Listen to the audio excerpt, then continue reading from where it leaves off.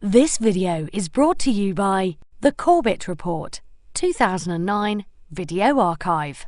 Buy your copy today at corbettreport.com.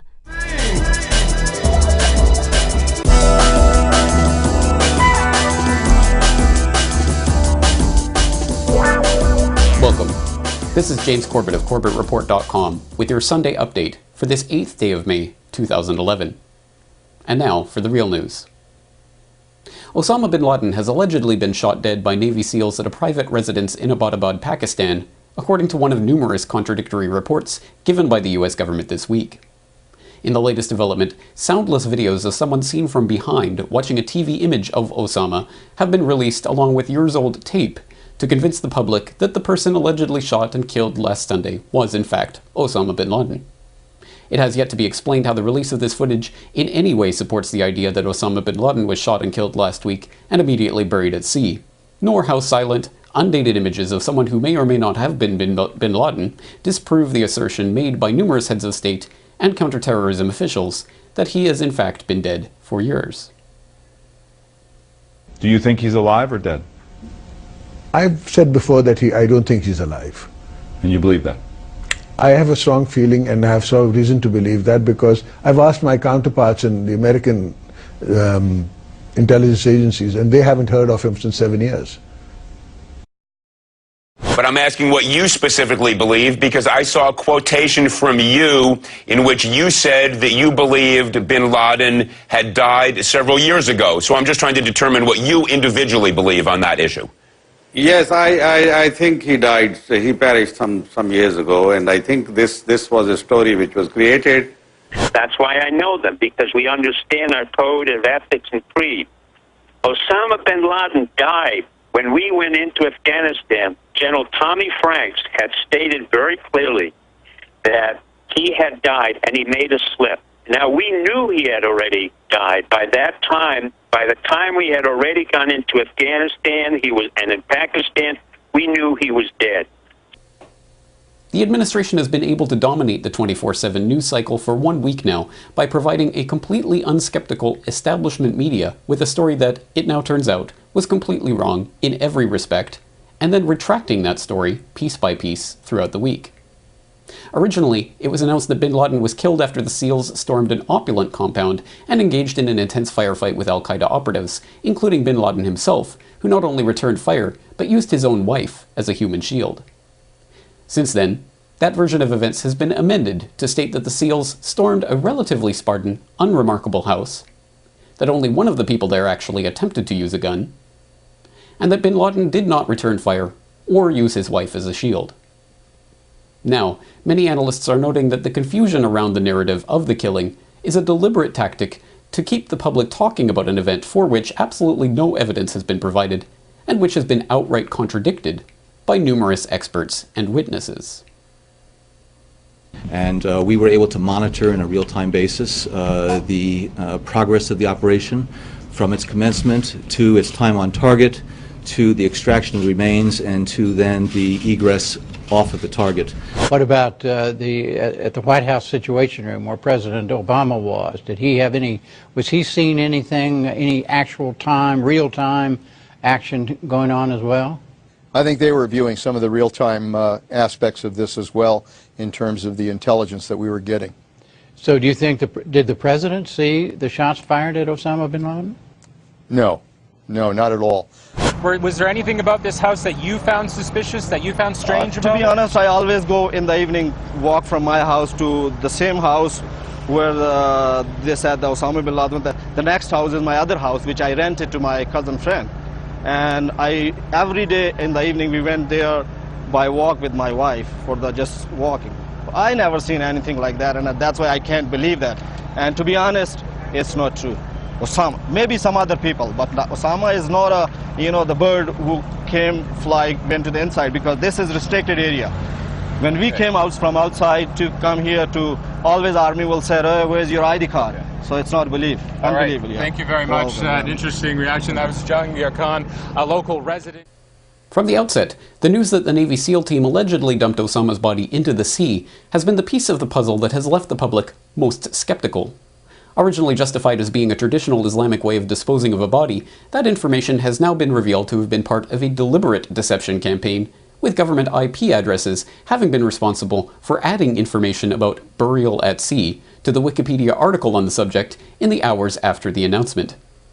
Many Muslim scholars have now come out to note that burial at sea is not a traditional Islamic practice.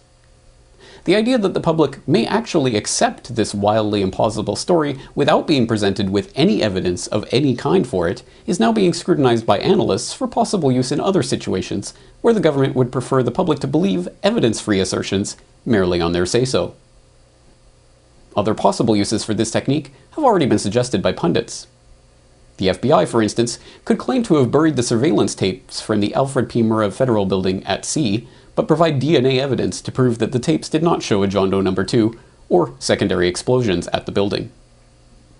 The National Institute of Standards and Technology could claim that they have buried the data for their WTC-7 collapse model at sea, but they still have their computer animations to prove that the building collapsed into itself at freefall gravitational acceleration due to scattered asymmetrical fires.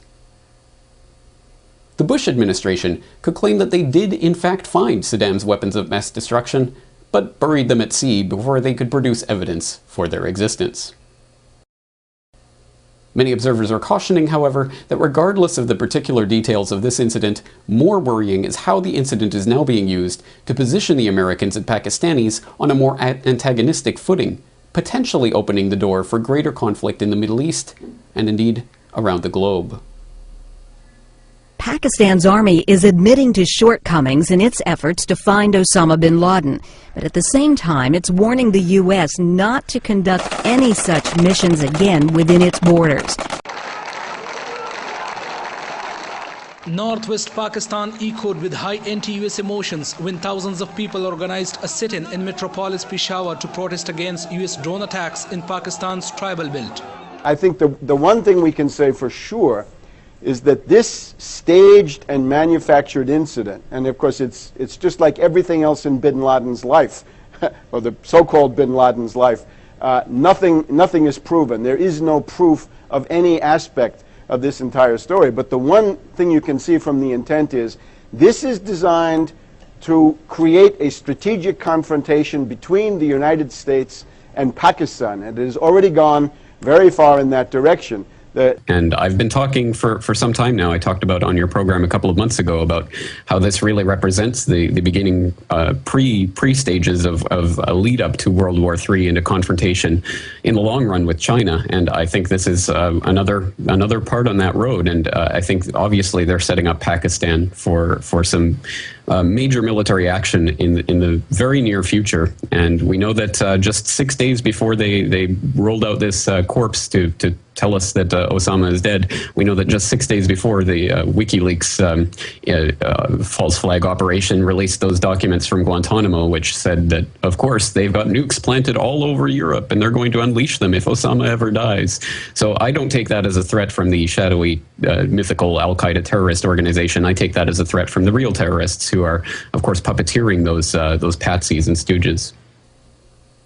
The event raises the possibility of a false flag terrorist incident to be blamed on Pakistan and used as a justification for a full-scale military incursion into the area. Alex Jones, who issued a warning of government-staged terror to be blamed on CIA asset Osama bin Laden just 2 months before 9/11, has now issued a part 2 of that warning, asking viewers and listeners to call into the White House to stop such a plan from being implemented. The point is, if any terrorism comes, it's from this government. And if there was an outside threat like a bin Laden, who was a known CIA asset in the 80s, running the Mujahideen war, and whose family builds all the military bases over in Saudi Arabia right now, and sits on the board of Iridium Satellite, he's the boogeyman they need in this Orwellian phony system. I want the White House numbers up there now. A big part of this solution, after you research all the government terrorism and check out what I'm saying is true, call the White House and tell them, we know the government's planning terrorism. We know Oklahoma City and World Trade Center was terrorism. We know the Joint Chiefs of Staff wanted to blow up airliners, Baltimore Sun. If you do it, we're going to blame you because we know who's up to it. Or if you let some terrorist group do it, like the World Trade Center, we know who to blame. And you could save the planet. I'm calling it Operation Expose the Government Terror. But clearly, we have said that as the economy implodes, as they launch these new wars, that they would then bring in stage terror. And this death of bin Laden is a psychological resurrection of him. Then they introduced the 4 new bin Ladens, 3 of which on record trained in the U.S., 2 of which on record absolutely worked for the federal government at the highest levels of black ops. And they're so arrogant, it's just admitted everywhere, but still it's not kosher to point that out. So they're rolling them out just like they did pre-9/11. I'm seeing the exact same preconditioning. So maximum, total red alert. Everyone, and in fact, I'm going to ask Aaron Dykes to do this next hour. We need to get the White House number, the Congress number, the switchboard, launch Operation Expose the Government Terrorist, Part 2. I haven't done this in 10 years, since July of 2001. Now please go to CorbettReport.com to download episode 185 of the Corbett Report podcast, The Singularity Cometh, where we interrogate the transhumanist ideal of mankind merging with machines to gain immortality.